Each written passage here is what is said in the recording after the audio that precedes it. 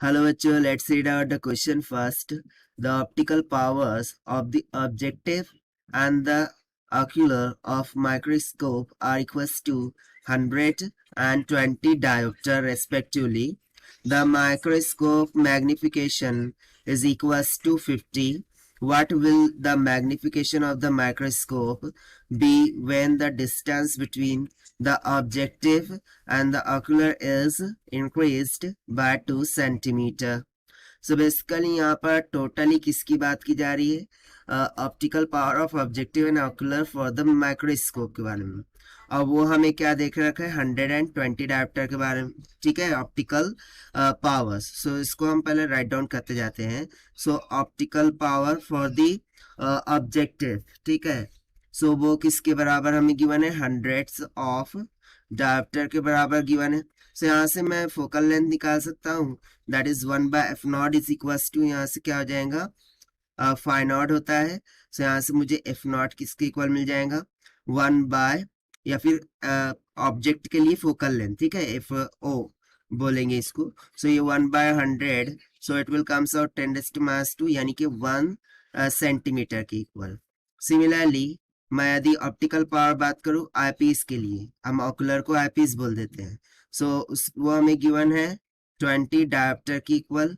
से यहाँ से मुझे जो फोकल लेंथ होंगी आईपीस के लिए वो कितनी मिल जाएंगी? 1/20, that will be comes out to be 5 centimetre की इक्वल। ठीक है, उसके बाद जो माइक्रोस्कोप है उसके मैग्निफिकेशन, जिसको हम इस तरीके से टाउ से डिनोट करते हैं, सो वो हमें दे रखा है 50 के इक्वल।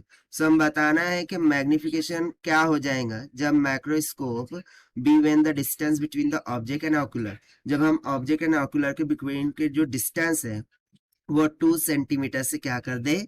इंक्रीज कर दे। सो उसके बाद क्या हो जाएगा? यानी कि देखिए इस तरीके से यदि ऑब्जेक्ट होगा और इस तरीके से ऑकुलर होगा, सो इनके बिटवीन में जो डिस्टेंस होता है, राइट, इस डिस्टेंस को यदि मैं इंक्रीज कर दूं कितने से? 2 सेंटीमीटर से।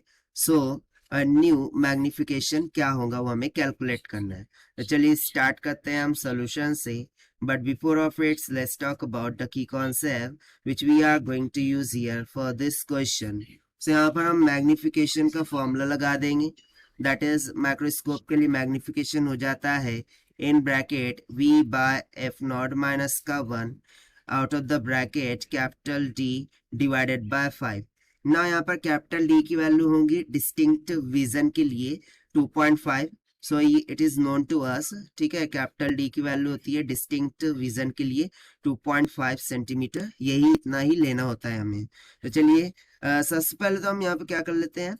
वी कैलकुलेट कर लेते हैं, दैट इज जो भी इमेज डिस्टेंस बन रहा होगा वो, ठीक है। सो यहाँ से मैं मैग्निफिकेशन इज इक्वल्स टू क्या लिख सकता हूँ? V/f0 माइनस का 1 out of the bracket capital D divided bye f of E होगा, ठीक है। ओके, यहाँ पर हमने डायरेक्टली वैल्यू सब्स्टिट्यूट कर दी है। सबसे पहले इसको फॉर्मूला लिख लेते हैं, राइट।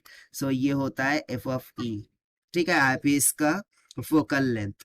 सो यहाँ से हम वैल्यू सब्स्टिट्यूट करते हैं। So 50 this will be equals to V divided by, ये आया है 1 सेंटीमीटर माइनस का 1 आउट ऑफ द ब्रैकेट, ये हो जाए 2.5 डिवाइडेड बाय 5। सो यहाँ से देखिए जब हम इसको सिंप्लीफाई करते हैं, ओके, बेसिकली ये 2.5 नहीं होता, ये 25 सेंटीमीटर लेना होता है, ठीक है। ये हमें लेना होता है 25 सेंटीमीटर, ये भी करेक्शन कर लीजिए। तो जब आप इसको सिंप्लीफाई करेंगे तो यहाँ से इमेज डिस्टेंस कितना निकल के आ जाएगा? V is equals to 10 + 1, that will comes out to be 11 centimetre, ठीक है। सो बेसिकली ये जो V है ये इन दोनों के बिटवीन में डिस्टेंस को शो कर रहा है, राइट, यानी कि इन दोनों के बिटवीन में जो डिस्टेंस है वो उसको शो कर रहा है, और इसी को हम क्या कर रहे हैं? 2 से इंक्रीज कर रहे हैं। सो लेट्स से कि न्यू क्या हो गया? V dash is equals to 11 + 2 is equals to 13 centimetre. So इस 13 सेंटीमीटर के लिए न्यू मैग्निफिकेशन क्या होगा वही तो हमें कैलकुलेट करना है। सो इसके लिए हम न्यू मैग्निफिकेशन मान लेते हैं डैश के बराबर। So it will be equals to V dash by f0 minus का 1 into capital D divided by f of E, right. so यहाँ से न्यू मैग्निफिकेशन आ जाएगा, वी डैश हमने कैलकुलेटर करके रखा है 13 डिवाइडेड बाय 1 माइनस का 1 out of the bracket capital D 25 divided by f of 5।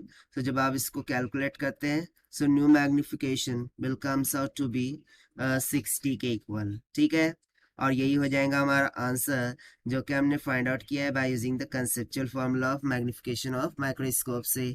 So this is the required solution. I hope you understood well. Best of luck. Thank you.